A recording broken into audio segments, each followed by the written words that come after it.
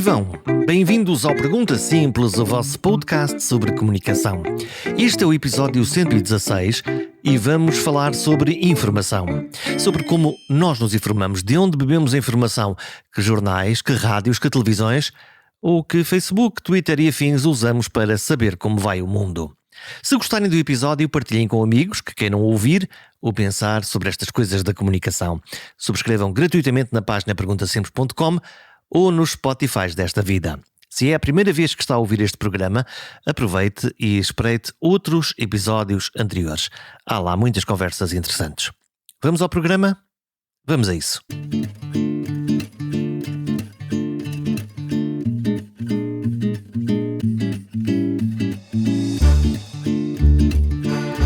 Tenho boas e más notícias. Os portugueses estão a consumir notícias. Boa notícia. Os portugueses sentem que estão a ser manipulados. E muitas vezes. Péssima notícia. Os portugueses têm milhares de fontes de informação, o que quer dizer diversidade, o que quer dizer informação mais localizada ou mais nacional. Excelente notícia. Mas quase 90% do mesmo grupo de portugueses que respondeu a um inquérito do Observatório Ibérico, que estuda o fenómeno da desinformação e o seu impacto na sociedade, confessa que vê as notícias nas redes sociais. Será isto uma boa ou uma má notícia? São ambas. Por um lado, as redes sociais garantem o acesso mais alargado. Por outro, as fontes nem sempre são fiáveis. Estamos a falar do Facebook, da RTP, do Expresso ou da Antena 1? Ou estamos a contar com as últimas publicações da tia Amélia, que adora cães, detesta a prima Ana e acredita em ovnis, milagres e nos produtos das televendas, embora façam leite creme divinal. Por isso não é de admirar que 97% dos respondentes dizem ter visto desinformação no último mês. É que a dona Amélia partilha tudo aquilo a que acha graça nas redes. E os temas da política e do futebol são as estrelas neste campo, no campo da desinformação, além da publicidade que se faz passar por notícia para atrair cliques e visitantes aos sites de vendas. A qualidade da informação tem muito a ver com a fonte e 25% do território nacional não tem sequer uma publicação local a falar sobre as notícias da terra, uma publicação jornalística. Logo, as fontes são tudo menos fiáveis, factuais ou neutras. Miguel Crespo é investigador do fenómeno da desinformação e do comportamento dos média e dos cidadãos. E o observatório de que faz parte tem agora uma fotografia da percepção dos cidadãos e um mapa do tesouro com as fontes digitais de informação. O Observatório foi formalmente lançado ainda em tempo de pandemia, em setembro de 2021, e agora que estamos no início de 2023 estamos a começar a ter resultados. Os resultados não se têm de um dia para o outro, a ciência demora tempo a fazer, dá muito trabalho, às vezes parece que é muito fácil aparecer com resultados, mas demora tempo. E nós apresentámos agora, digamos, os dois primeiros grandes projetos fechados de tudo aquilo a que nos propusemos fazer no âmbito deste observatório. Um deles é um mapeamento real, efetivo, verificado daquilo que são os meios digitais em Portugal.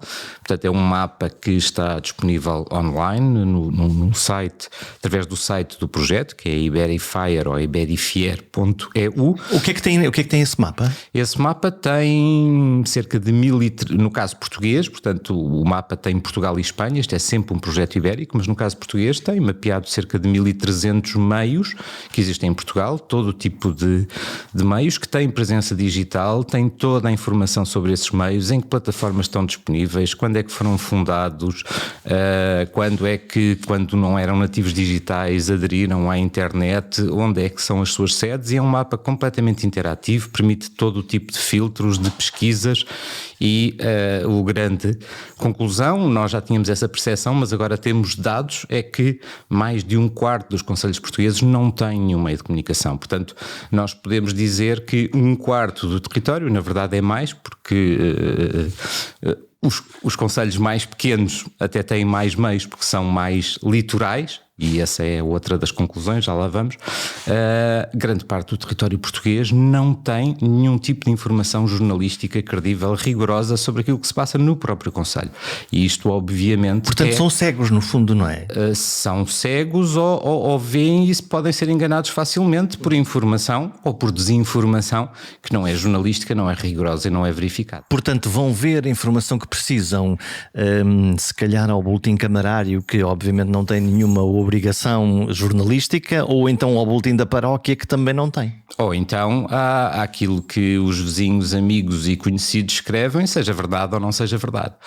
E, portanto, temos aí obviamente um problema que pode não ser uma coisa geral, pode não acontecer em todos os lados, mas ao não existir informação que seja rigorosa e independente nesses meios, aquilo que pode facilmente passar é aquilo que pode, em última instância, ser realmente desinformação com objetivos maliciosos, com objetivos de manipular as pessoas, com objetivos políticos, económicos, o que for, mas são, desse ponto de vista, populações que podemos dizer que são vulneráveis do ponto de vista da informação que recebem. E, portanto, o escrutínio que é feito, nomeadamente para quem tem que tomar decisões públicas, o Presidente da Câmara, o Presidente da Junta, é um escrutínio muito mais baixo, porque o debate social também pena exatamente porque não existe, lá está, o jornal local que normalmente vai mordendo sempre as canelas aos poderosos.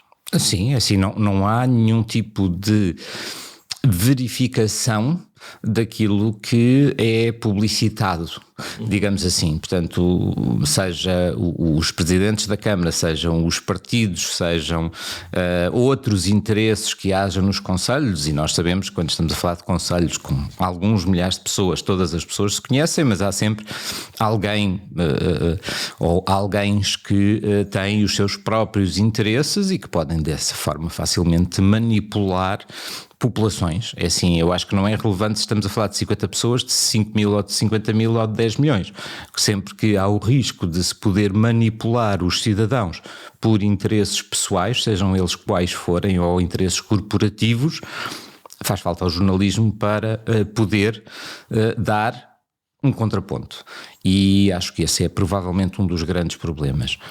O mapa também veio deixar claro outro problema identificado há muito em Portugal, não apenas nos média, que é nós vivemos num país extremamente litoralizado e extremamente urbanizado, e quando passamos para a comunicação verifica-se exatamente a mesma coisa. Ou seja... Onde é que eles estão? Estão, portanto, nesta faixa aqui, Braga até Faro, sempre, zona Porto, Aveiro... Não, é Braga até Setúbal e depois um bocadinho no Algarve.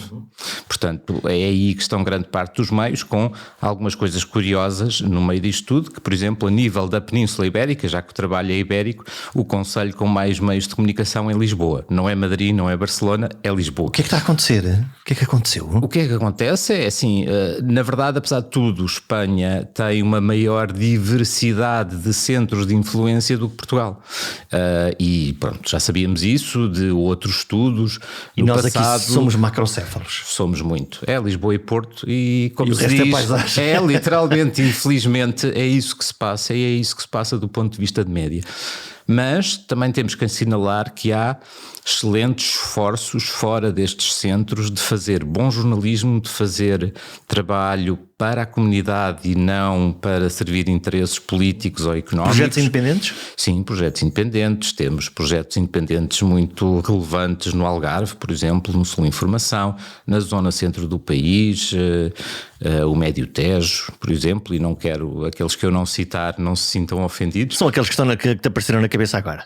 Sim, são aqueles que me apareceram na cabeça por razões diferentes, mas que sempre com qualidade. E depois temos pequenos esforços de pessoas que mesmo antes de ter jornalistas ou pessoas com interesse pelo jornalismo e que depois tentam fazer alguma coisa, mesmo antes de aparecer este mapa, que já tinham identificado, por exemplo, que o seu concelho não tinha nenhum meio de comunicação ou não tinha nenhum meio de comunicação que valesse a pena e que fizeram um esforço, quase um one-man show ou one-woman show, de criar um meio virado para a comunidade. E a verdade é que vemos vários pequenos projetos desse ponto de vista a nascer no país para comunidades de 5 mil pessoas, 10 mil pessoas e aos poucos a crescer, a tornarem-se sustentáveis, obviamente adequados, bem adequados ao meio em que existem e a conseguir, vou dizer, começar a aproximar-se de equilibrar contas, ou seja, de poderem ser viáveis. Portanto, é possível,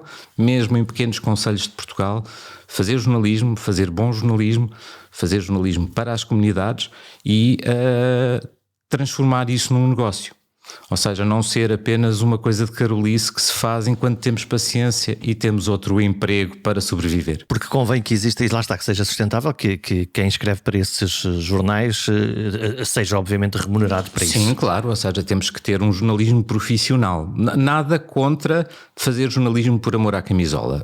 Não tenho absolutamente nada contra, mas para ser sustentado tem que ser pago. Tem que ser pago, claro. É assim como qualquer outro trabalho.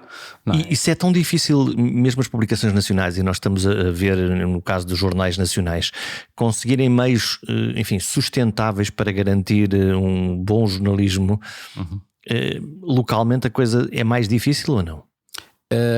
Pode ser, é assim, será mais difícil se tivermos a curto prazo grandes ambições. Não? Obviamente não é possível em nível local ou regional ter uma redação de 20 pessoas e uma equipa no total com 40 pessoas. Isso não existe neste momento. Até os meios nacionais estão, vários deles, mais ou menos a este nível de equipas. E portanto tem que ser ajustado à dimensão. Tem que ser ajustado à dimensão, mas é assim, temos a nível regional vários projetos que têm, podemos dizer, uma dezena de pessoas, 10, 15 pessoas, que conseguem ter receitas para pagar condignamente, não propriamente muito bem, mas isso acho que ninguém em Portugal neste momento ganha muito bem, ou quase ninguém, para pagar condignamente, para produzir jornalismo de qualidade, para estar próximo da população que quer servir.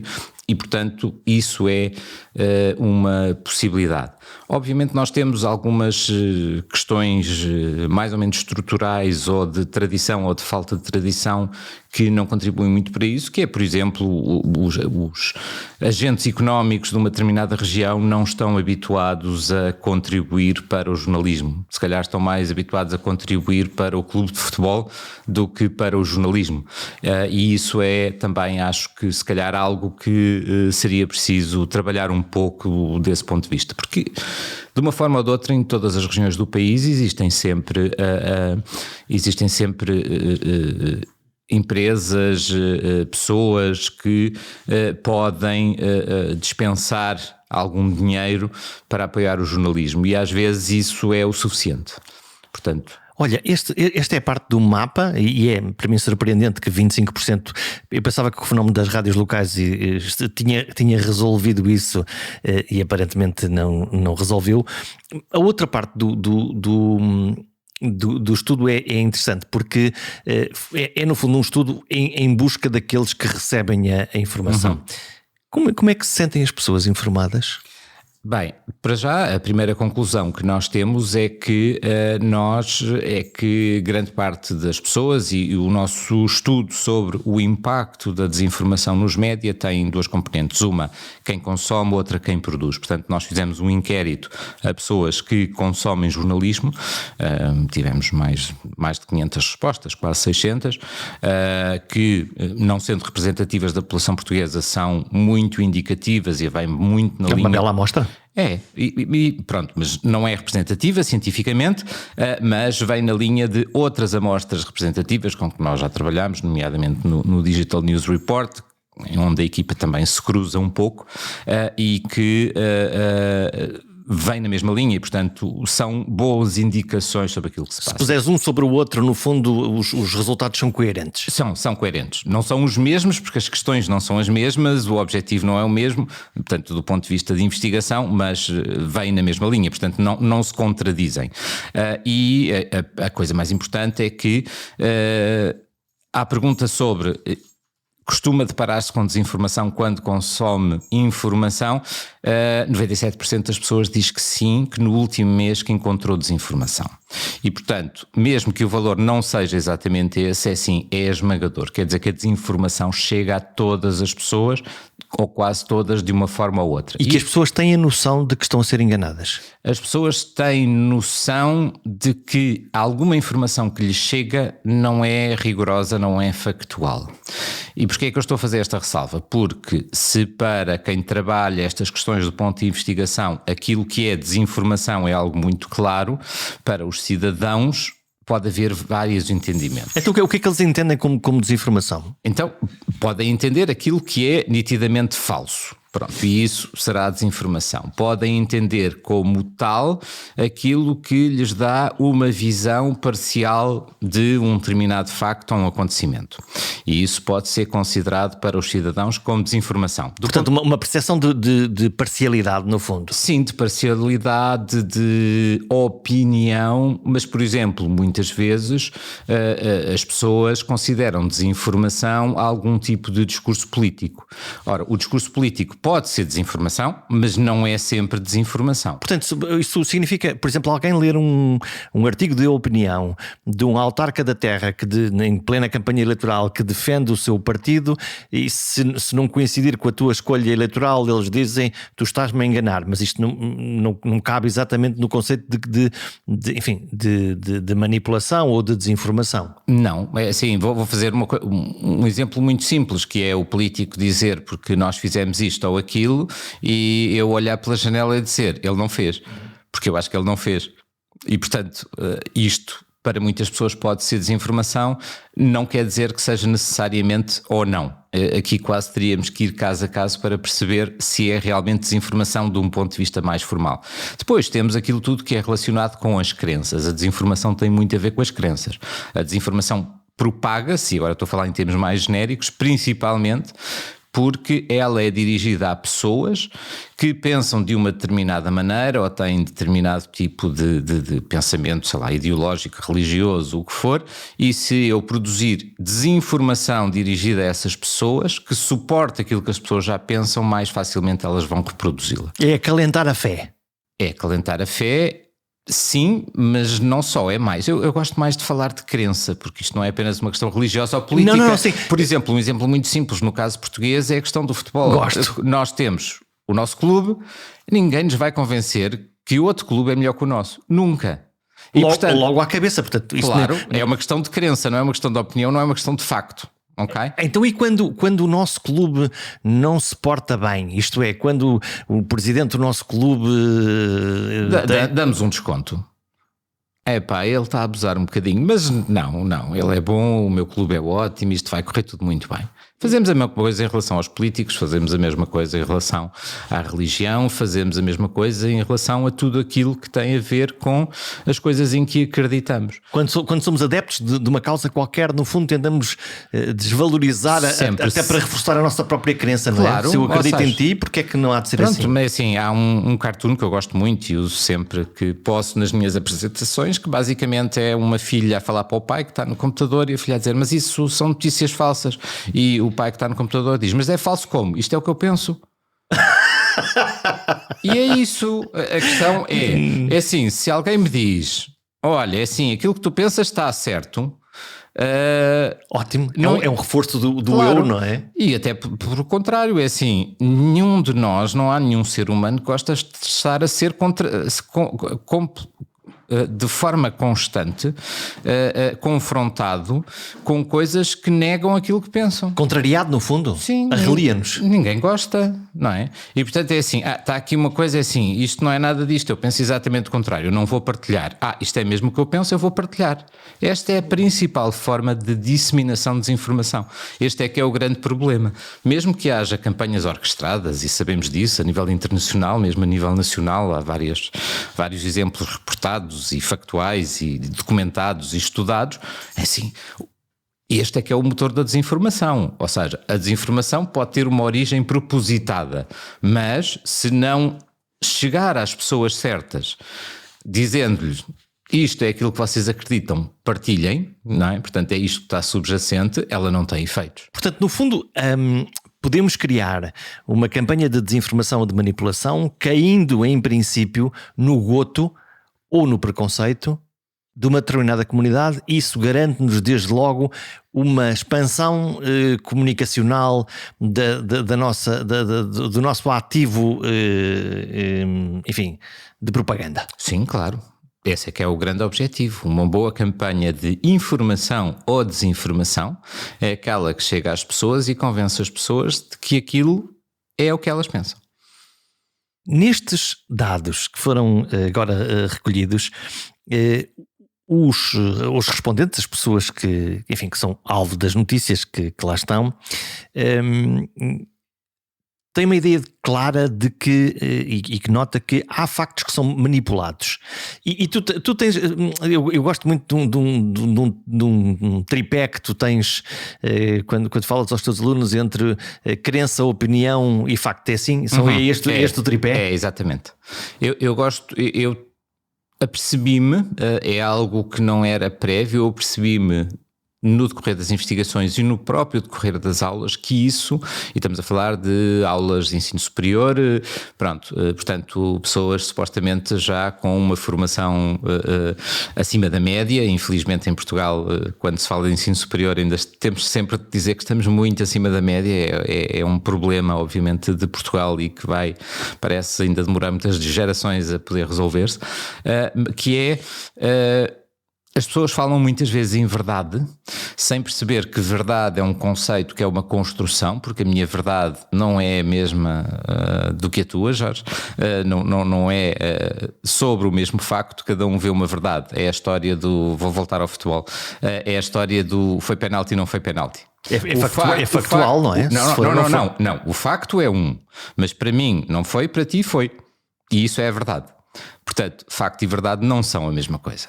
E estão explicadas as horas que passamos a ver pessoas a discutir na televisão sobre o penalti. Mas é assim, mas voltamos à mesma coisa, assim, pronto, sem ir muito aqui, continuar muito no futebol. A questão é... nós não estamos a discutir uma opinião, acima de tudo estamos a discutir uma crença, porque nós podemos ter a opinião sobre o penalti e isso contribui para a nossa verdade, mas ainda antes temos a opinião, um é o meu clube, o outro é o teu clube, e portanto isso é mais importante, eu estarei sempre favorável ao meu clube. Ok? E portanto, o que é que nós temos? Nós temos facto. E já agora, quem tiver uma opinião honesta e que tente uma verdade mais neutra, não entra na claque. É assim, pode entrar, mas se calhar é desvalorizado pelos dois lados. E, portanto, tem mais dificuldade, voltamos a passar a sua informação. E quais é que passam? Passam aquelas que serão eventualmente mais desinformativas ou mais manipuladoras a favor de uma parte ou de outra parte. Os mais apaixonados e que mais defendam uma dama contrária à outra, portanto, que acicatem essa ideia de verdade pré-estabelecida, terão falam mais alto e têm um mercado maior. Sim, e o falar mais alto também é uma coisa importante quando falamos de desinformação. Às vezes, ou seja, quem tiver uma voz mais alta, e uma voz mais alta, por exemplo, se falarmos de redes sociais, é aquele que conseguir partilhar mais uma determinada visão do que os outros, é aquele que no futuro pode ser registado como tendo sido a verdade. E portanto, aliás, está nos manuais de informação, desinformação e contra-informação do século XX, que no período Segunda Guerra Mundial, antes e depois Guerra Fria, portanto, existem imensos manuais extremamente engraçados de ler e que se encontram com facilidade, produzidos basicamente todos os grandes intervenientes, e muitos deles até em português, têm versões em português. Portanto, existem manuais de contra-informação da União Soviética em português, por exemplo, que produzidos nos anos 50, e é muito, muito engraçado porque normalmente a grande lógica é repitam aquilo que querem que as pessoas acreditem até à exaustão. A cassete. Porque a certa altura as pessoas vão realmente, assim, já ouviram tantas vezes que vão acreditar. E isto nas redes sociais é assim que funciona. E nós vemos todos os dias em qualquer rede social, às vezes sobre coisas perfeitamente irrelevantes, que toda a gente... porque... vão comprar BMWs para a TAP. Pronto, isso não pode ser, eu não tenho um BMW, eles também não podem ter. E portanto, aquilo que fica é, a TAP queria dar BMWs às pessoas. Mas a história se calhar não é bem essa. Não interessa agora aqui estar a discutir a história. Mas não interessa a narrativa é tão forte, claro, e tão repetida até a exaustão, que é isso que se transforma então a verdade. Mas essa verdade e os factos não são exatamente a mesma coisa. Mesmo que eu não verifique, eu posso dizer, já viste? Olha, eles estão a fazer isto. Mas onde é que tu verificaste isso? Não, eu vi. Aqui, ali e acolá. E toda a gente está a dizer a mesma coisa. Portanto, só a gente está a dizer a mesma coisa é verdade. O que é uma coisa perigosíssima, não é? Já foi conceptualizada como sendo a famosa ditadura da maioria. E na comunicação existe uma ditadura da maioria, mesmo no jornalismo. Não é? Portanto, o discurso, mesmo que seja factual, rigoroso, feito pelos jornalistas, também tem essa lógica de ditadura da maioria. E até vemos com alguma frequência, quando se discutem assuntos mais ou menos sérios em programas de debate ou mesmo em programas de informação, na rádio, na televisão, ou nas sequências de artigos de opinião que se publicam em jornais online ou em papel, que muitas vezes há opiniões dissonantes que só por serem dissonantes são atacadas em matilha. E portanto... Se não estás afinado com a bolha mediática, tendem no fundo o ecossistema tende a morder das canelas. Eu vou dar um exemplo relativamente simples que tem a ver com a guerra na Ucrânia e que foi a decisão internacional da Europa de bloquear os canais oficiais russos. Assim, estamos a fazer a mesma coisa que os russos fizeram. Mas é isso que nós defendemos, é que só podemos ter uma opinião parcial. E monolítica. Pronto. E eu só faço a pergunta, eu não consigo dar a resposta. Foi uma forma de fazer censura, obviamente. Claro, e portanto estamos a criticar e fazendo a mesma coisa e toda a gente acha muito bem. Eu não acho. Olha, há algum tema campeão da desinformação? Para os portugueses que responderam ao nosso estudo, neste concreto, a grande preocupação é a política.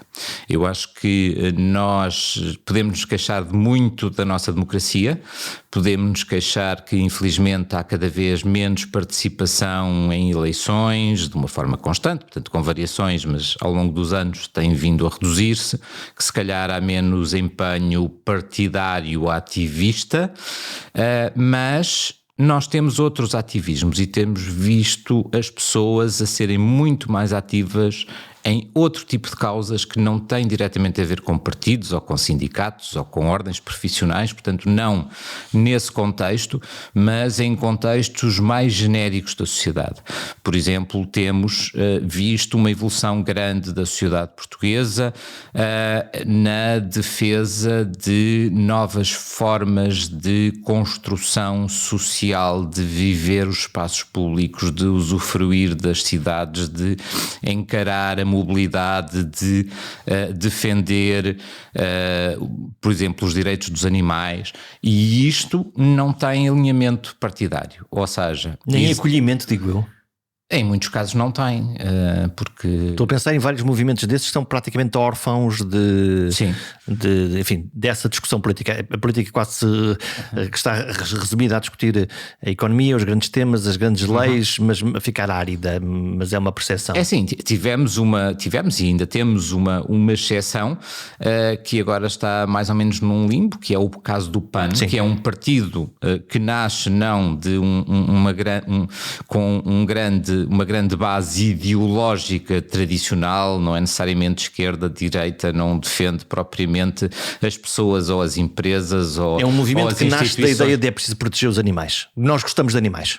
Não só os animais, ou seja, a nossa sociedade tem que mudar numa série de coisas que são fundamentais e que não têm a ver com estes grandes temas. Tem a ver com os animais, com termos uma vida mais equilibrada, até do ponto de vista da alimentação. É assim, é o primeiro partido, por exemplo, não é, que se preocupa com questões como o excessivo consumo de produtos animais que nós temos em Portugal, não apenas por causa dos animais, mas por causa da nossa própria saúde. E, portanto, trouxe para a política algo que normalmente é visto como uma coisa marginal de pessoas mais ou menos radicais, mais ou menos extremistas, que querem mudar a vidinha que nós temos.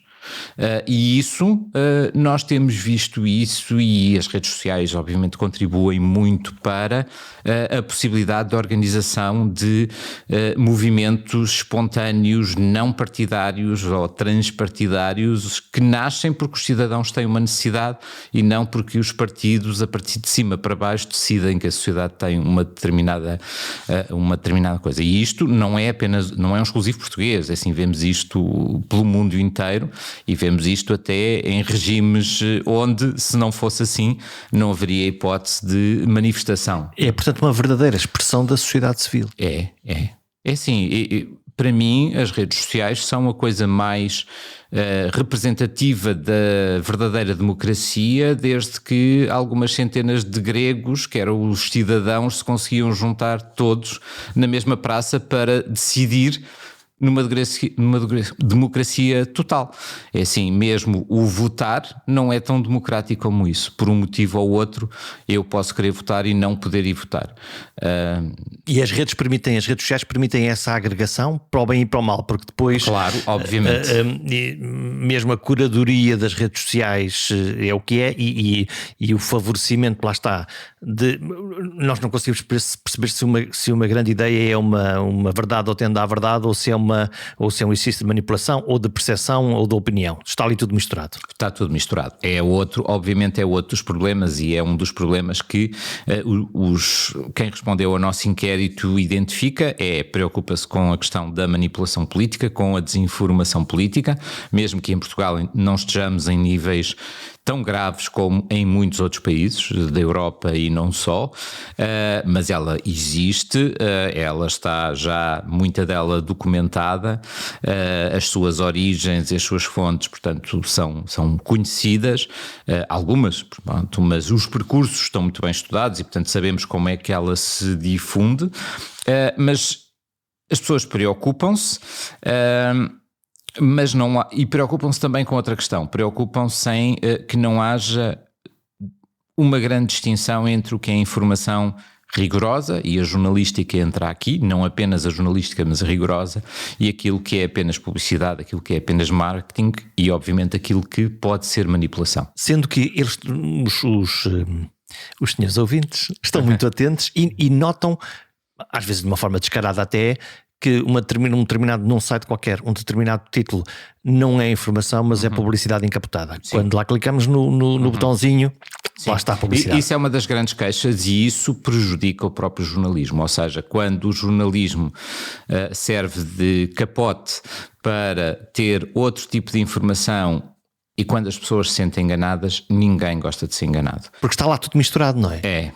Esse é um dos problemas da internet, é um problema geral, é um problema que é aproveitado por quem quer comunicar alguma coisa a seu favor. E escreve em forma de notícia. No fundo nós temos um bloco com 6 notícias, 5 delas são notícias verdadeiras, legítimas, e há uma sexta que diz descobriram o tratamento para a queda do cabelo. Veja aqui. Essa é sempre assim. Eu lembro-me agora disso, quer dizer, se calhar é porque eu estou aqui a ficar com o meu cucurutozinho. Já somos dois. E tanto as pessoas dizem, olha, se calhar isto interessa-me, e depois, plim, compra aqui. Não é bem um compra aqui, porque lá está, mesmo depois a construção dessa narrativa também não é a preocupação com o tema, as descobertas extraordinárias, e por acaso, olha, fui eu que descobri, e portanto telefona-me que eu vendo este serviço. Esse é obviamente um dos problemas, mas é assim, há coisas muito mais subtis até do que isso e bastante mais complicadas. Pronto, voltar aqui a só... Eu de vez em quando, eu não sendo jurista, nem tendo uma grande paixão por leis, de vez em quando gosto de voltar um bocadinho à legislação. E quando falamos de jornalismo, há uma coisa que está na lei que é muito claro, que é os conteúdos jornalísticos, e os não jornalísticos têm que ser identificados de forma muito clara e separados de forma muito clara. Mas não estão, não é? Quando estamos nas redes sociais... Isso é quase impossível neste momento. Na internet em geral é extremamente difícil e, portanto, esta ideia foi criada a pensar em meios tradicionais. Foi pensada a criar nos jornais, onde eu tenho um bocado que é jornalismo e ao lado tenho outra coisa que é publicidade, e aquilo está bem separado graficamente. Ou na televisão ou na rádio, onde eu ponho uma coisa a dizer. Agora a seguir vem a publicidade. Mesmo aí temos publicidade dentro já do entretenimento. Pronto. De uma forma... Exato, mas é assim, o entretenimento não é jornalismo. Isso depois é outro problema que não não entra aqui, que não está aqui no nosso estudo, que é, por exemplo, assim, tanto na rádio como na televisão, entretenimento e jornalismo existem em paralelo e sempre existiram, só que as barreiras são muito pouco ténues. Por exemplo, a mim faz muita confusão estarmos num programa de entretenimento e alguém dizer, agora vamos falar com o repórter não sei das quantas. Assim, ele não é repórter, não é jornalista, não está a fazer jornalismo, não estamos num programa jornalístico. É a confusão dos conceitos. Mas aí os próprios meios é que são os responsáveis, porque eles é que não deveriam permitir que isso acontecesse. Portanto, há um problema interno e isto não está necessariamente neste nosso estudo, porque ele tem o lado de quem consome informação, mas nós também entrevistámos diretores e editores de meios portugueses de forma muito diversificada. Temos meios nacionais, temos rádio, televisão, imprensa, internet, temos meios regionais, meios locais, desde o norte ao sul do país, ilhas inclusive. Tivemos o cuidado de escolher o máximo possível de paridade entre homens e mulheres responsáveis para entrevistar. E o que dizem eles? O que dizem os culpados? O que dizem os culpados? Eles não são culpados. O que eles dizem... Mas são os decisores. Aí eles cabem decidir o que é que põem e o que é que não põem. Exato. No fundo, a curadoria cabe a um editor, a um diretor da publicação. Exato. Pronto. Portanto, aquilo que nós temos, eu tenho que elogiá-los todos Estás a ser politicamente correto? Não. Estou mesmo a elogiar porque fiquei, eu e os meus colegas investigadores, muito satisfeitos com a honestidade. Com a honestidade mesmo em reconhecer que os meios falham, que os nossos entrevistados admitem que os seus meios já falharam e falharam, por exemplo, ao ter reproduzido algo que depois se verificou que era desinformação. Ou seja, os meios estão alerta, os meios estão a ser honestos, todos eles dizem que estão atentos à questão, que querem ter mais cuidado, mas também não investiram o suficiente, e não estamos aqui a falar em dinheiro, pode ser, mas não necessariamente, em criar mecanismos para evitar que isso aconteça outra vez. E isto cruza-se novamente com aquilo que as pessoas dizem, que é os meios de comunicação também partilham desinformação e quem consome informação jornalística tem esta percepção e isto é mau para o jornalismo e obviamente é mau para os cidadãos. Portanto, quem confia numa publicação, se subitamente descobre que foi enganado, faz o quê? Primeiro fica chateado. Se for enganado segunda vez, deixa de ir a essa publicação, provavelmente. Deixa de confiar. Deixa de confiar. E isso acho que é um risco muito grande. Mesmo estando num dos países do mundo que mais confia ainda em informação, por bons motivos, não podemos desperdiçar esse capital.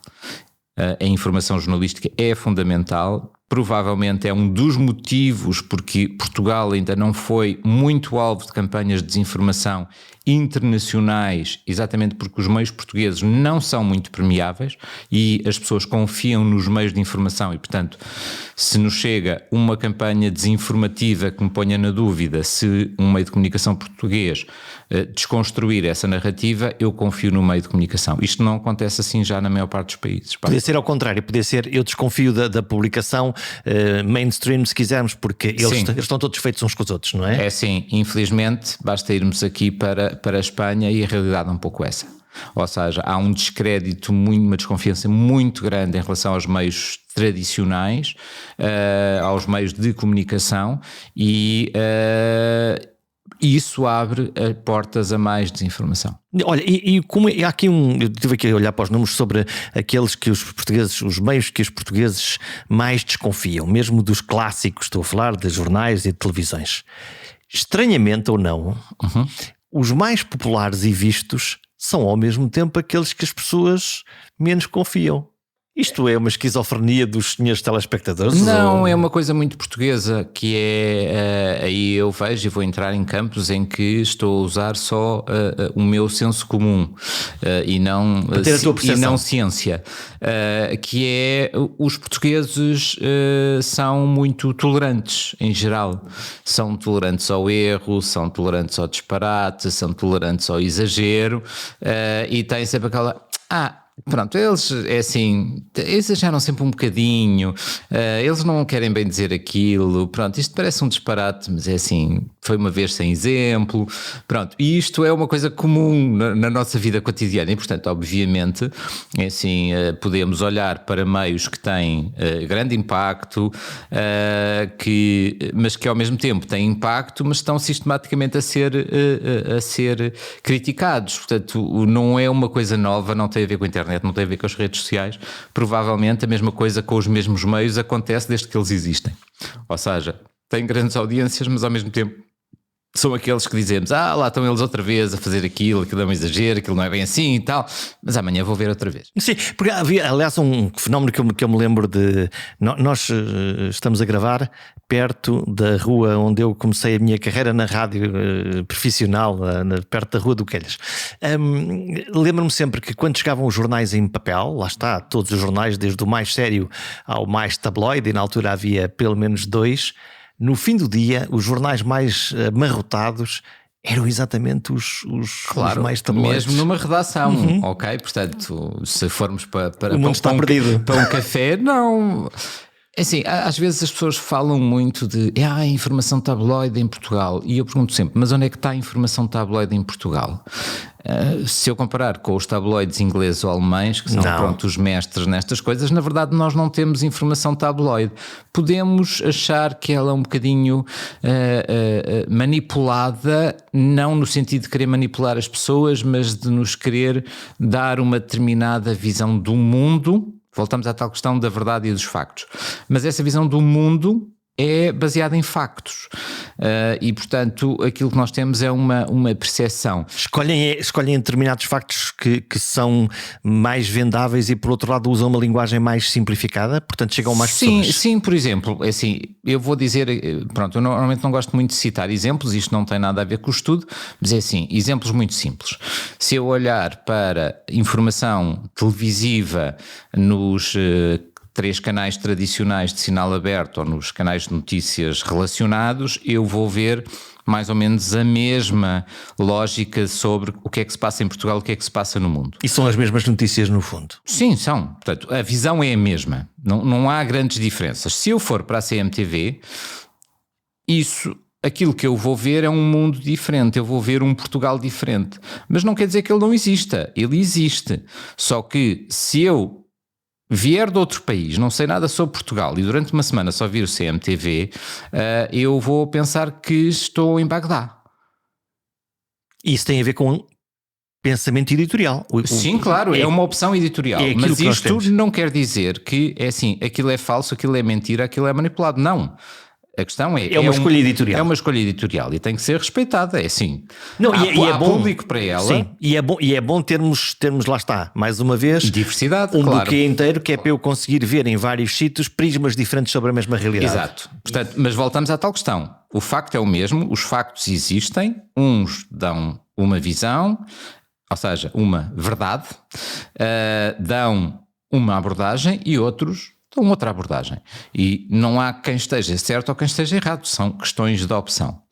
O jornalismo, muitas vezes o jornalismo retrata o mundo. Não, o jornalismo retrata um bocadinho do mundo de acordo com uma determinada abordagem.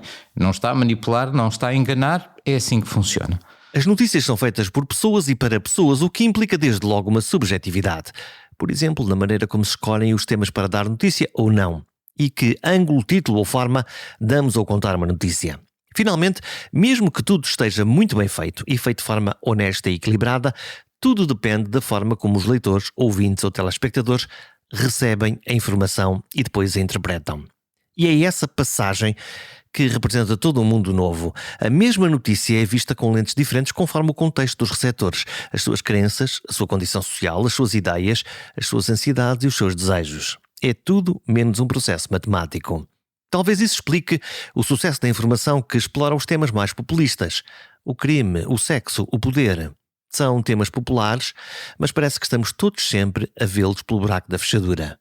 O que também é uma maneira de olhar o mundo. Até para a semana.